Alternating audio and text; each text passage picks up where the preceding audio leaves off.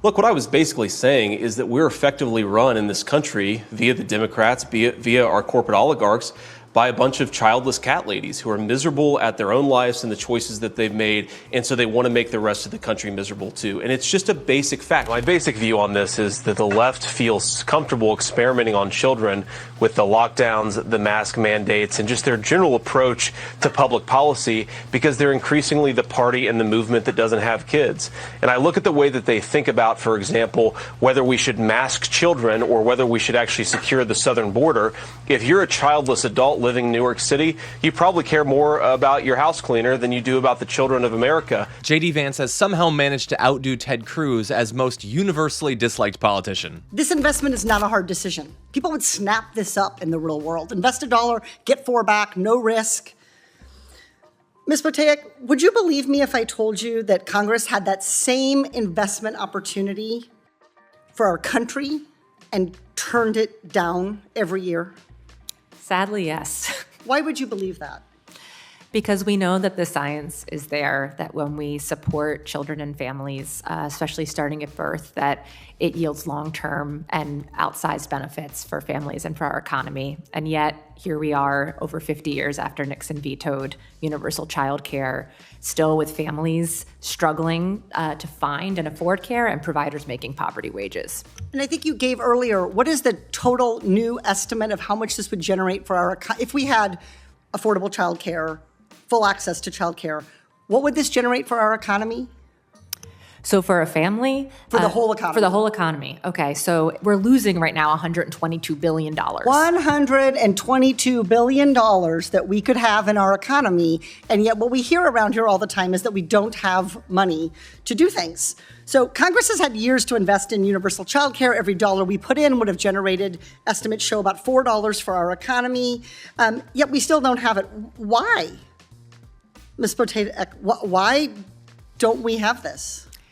Well, we need to build the political and public will. The voters are there. Okay, so let's do the problem must be then the will of the people here. Dr. Burke, I want to direct my questions in your direction. And in particular, one of the things that I worry about in the child care conversation is that there is a pretty rigid class divide between how professionally educated people see child care options and preferences in family formation and how working class Americans see family options and child care preferences. And I want to just sort of start, do you think it's an accurate characterization to say that those with professional degrees are much, much more biased towards those family care models that depend on two earners at home and outsourcing childcare, whereas working class Americans have a much stronger preference for at least part of the time one of the parents or some other relative being able to care for the child at home? Is that an accurate characterization of public opinion? I think that's generally the case. So, just picking up on something Congresswoman Porter said earlier, there's certainly obviously all manner of ways in which Congress is not reflective of the American people as a whole. But of course, one of the ways in which Congress is not reflective of the American people as a whole is that we have a much different education and income skew than the country at large. And I guess one thing I'm sort of wondering is, has anybody talked about, just take the Head Start program, okay? We're obviously spend close to $1 trillion in this country on early childhood care. We have a lot of my colleagues, especially on my side of the aisle, tend to support what's called school choice, where you give families different options. And I wonder if there have been any significant proposals in your mind, any credible proposals in your mind that would actually extend the choice model a little bit more broadly. And so, say, for example, you're a professionally educated or working class person, and you would like to have every adult in the household working outside the home, and you would like to have childcare paid for by people outside the home. That's one model. But another model is, and in fact, I think the preference of most Americans actually fits in with this model, is If you're a mom or a dad, maybe you spend a few years at least working part-time, so you spend more time at home with the kids, and then you re-enter the market workforce at some point later. And obviously that was more true of women 50 years ago. It's increasingly true of men and women today. But I'm sort of curious, have you thought of any school choice-like proposals that would not foist the professional class preference on everybody, but would actually give people some choices for how they care for their children during those formative years?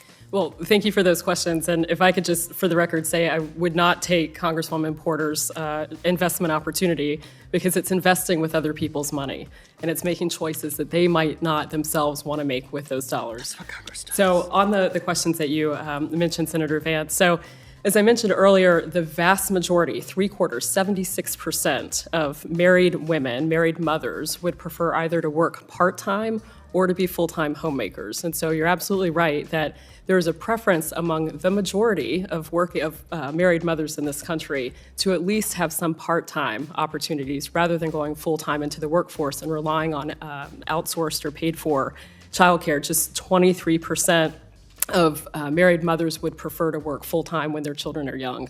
So when we put the thumb on the scale of large federal or state spending on these pre-K programs, we're putting our thumb on the scale of more people going full-time into the workforce, which might be against their preferences, more people utilizing center-based care, which might be contrary to their preferences. On the choice question, it's a great one. There's a great proposal that has excellent policies for reforming Head Start that Senator Mike Lee has championed over the years. It's the Head Start Reform Act. And the policies in that proposal would take existing federal Head Start dollars and allow eligible families to use those at any provider of choice, rather than relegating them to ineffective and, quite frankly, fraudulent and in some cases unsafe Head Start centers. Early childhood education is part of a larger suite of families that we can have to invest in policies that we can have to invest in families. Paid family and medical leave, a fully refundable and periodic payment child tax credit, WIC. These basic necessities are all part of the suite of programs to help children and their families thrive. And also, again, provide that choice if parents choose how much to work, part-time, full-time, et cetera. Things like paid leave, things like the child tax credit, there are a range of policies that support choice for parents. But if we don't invest in childcare and early learning, one of those choices is taken away. By now, we all know that JD Vance is a weird guy with a lot of bonkers views, but that right there is exactly how you deal with him. Clearly, this is not about choice, least of all for women. I mean, this guy is on record saying that childless women shouldn't even necessarily be able to vote. But the way that he wants you to think about it is not about their individual choice, it's about public choice. The issue for him is that when you ask regular Americans, even MAGA Republicans understand it's important for us to invest in our kids and in our families. Unlike most Republicans, JD Vance is refreshingly honest about how regressive and brutal his policies would be. He's also honest about what he thinks about women. He's not a fan of them. The dude just seems to really dislike women. And that's a problem. But a bigger problem for him is that he also seems to not like winning, because going after some of the most successful and popular women in the world is a weird way to advance your political career. But let's close by honing in on a few of his most regressive positions that affect women and families. The dude is obviously anti-abortion, but it cannot be stressed enough, it cannot be repeated enough in this election, just how outside of even the radical Republican mainstream he is. The guy doesn't want exceptions for rape, he doesn't want exceptions for incest, and when you ask him about this and you try to get him to acknowledge the damage that would do to so many people, he makes it out as if you're being unfair to him. And then, of course, there is IVF. Now, that's an area where he would have you believe that he is more reasonable. He's not against IVF or anything like that. He's not a radical like he is in so many other ways. The issue with that, and the issue with his making that case, is that he voted against the Right to IVF Act, okay? And so he might imply that in theory he supports your access to this procedure, but when he had the opportunity to protect it, he did the exact opposite thing. And we could go on and on across these policies. He attacks Kamala Harris as supposedly not being enough in support of the child tax credit bill, and yet he's not going to be there to actually vote on it. We could keep going on policy, but I think there's a deeper issue for JD Vance, and it's why people are finding him so distasteful. It's not just his positions. It's who he is. And it's what we've talked about throughout this video. He really does seem to just have a problem with a lot of women. If you do not act exactly as he thinks you should act if you're a woman, if you don't make the exact life choices that he thinks you should make, he doesn't just have an issue with you. He thinks that you should be publicly mocked as cat ladies or sociopaths, or as if there is something wrong with you simply living your life the way you want to. Okay, and he's free to do that. He has free speech, but he is not entitled to people's votes. And the more he talks, the more he reveals the deep, weird way that he views so many Americans, the more of those votes he's likely to lose.